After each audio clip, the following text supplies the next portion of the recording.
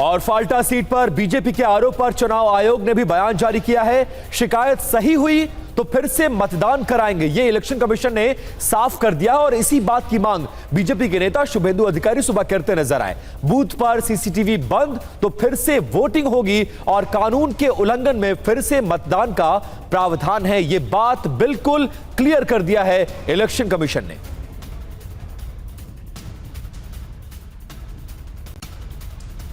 और बड़ी खबर है, टेप विवाद पर ही शुभेंदु अधिकारी का बयान। गृह मंत्री अमित शाह ने मुझे फोन किया, अमित शाह ने जानकारी भी मांगी है।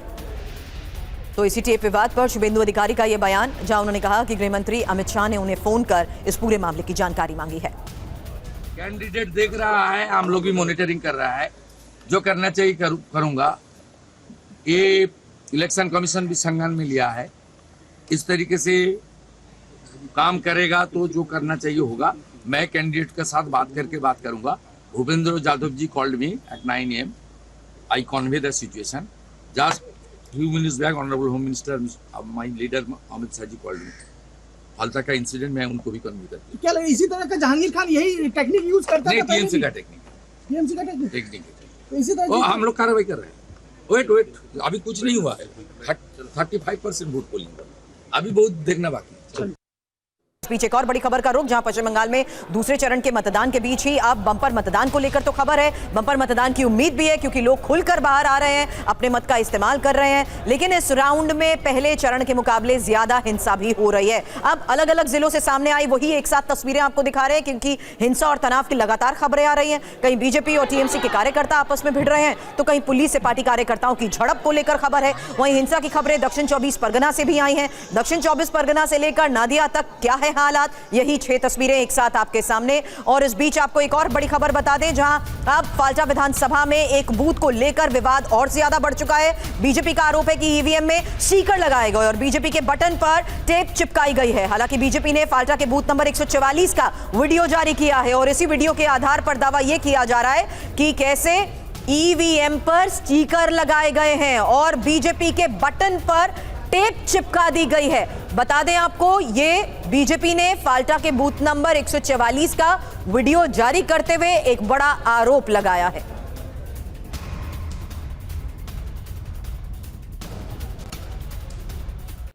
और रविशंकर दत्ता लगातार हमारे साथ बने हुए। रविशंकर, बहुत ज्यादा क्योस सुबह से नजर आ रहा है और इतना ज्यादा जिस तरह की हिंसा और जिस तरह के आरोप और प्रत्यारोप थे पहले चरण में नहीं थे, लेकिन लास्ट और दूसरे चरण में सुबह से बहुत हंगामा हो रहा है। और जिस तरीके से शुभेंदु अधिकारी ने कहा है कि बाकायदा गृह मंत्री अमित शाह ने फोन करके ये पूछा, जानकारी मांगी है और इलेक्शन कमीशन ऑफ इंडिया ने भी संज्ञान ले लिया है। कुछ फोटोज रिलीज की गई थी जिसमें यह दिखाया गया कि ईवीएम मशीन पर टेप लगाया गया है। अब क्या कुछ कहा जा रहा है और क्या investigation election commission of India की तरफ से जारी कर दी गई और अमित शाह ने भी फोन करके जानकारी मांगी है शुभेंदु अधिकारी से?